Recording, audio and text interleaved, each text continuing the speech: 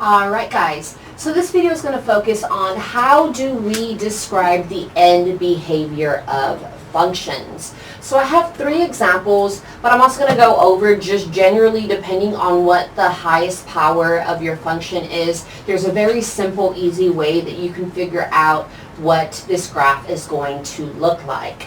So we're talking about end behavior of functions, and you know, functions, graphs, equations, they can look all sorts of different ways, right? We have second powered, third powered, fourth powered, fifth powered. They can be all sorts of different types of equations here. But depending on the power and depending on if it's positive or negative, that actually tells you a lot about what the graph is going to look like. So just quick for example here, like for example, if I had anything to the first power, x plus 1, 2x minus 5, anything where your highest power is a 1, you're talking about a straight line. Your options are, if it's positive, it's going to generally look like this, going up on the right hand side, down on the left if it's positive.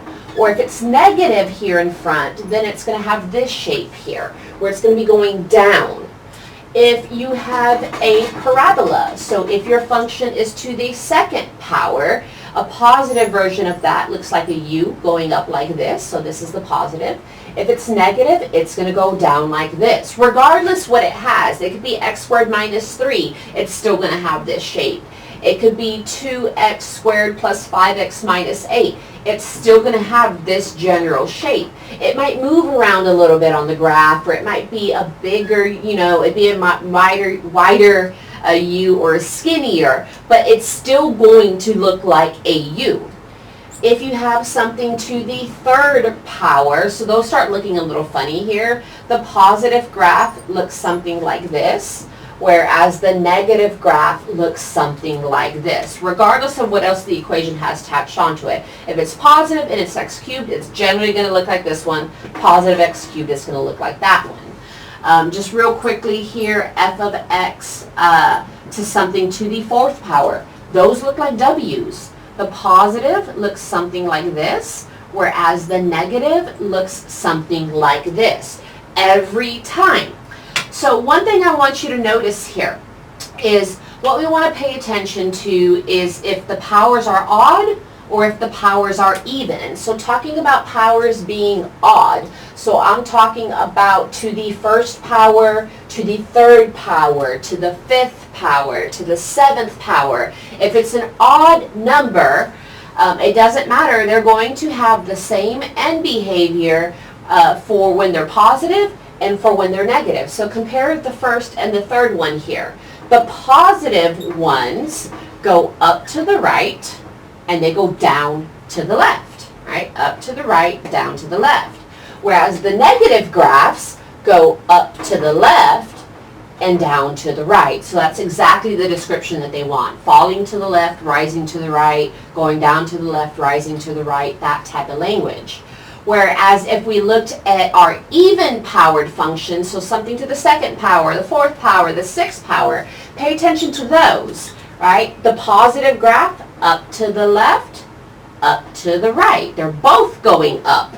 Whereas the negative, they are both going down, right? So odd power, you have the differing with positive or negative, down to the left, up to the right for positive, up to the left, down to the right for negative. But for the evens, they're both going to be up for positive, both going to be down for negative. So taking a look at example A, we have f of x is equal to negative x to the fourth plus 2x plus 5. So again, pay attention to the highest power and then pay attention to whether it's positive or negative. This one is negative and it's to the fourth power. So it's negative, it's to the fourth power, which means it's even. And remember, if they're even and it's negative, they're both going down. So I'm going to say down to the left, down to the right. Or rises and falls. I think a lot of books use that.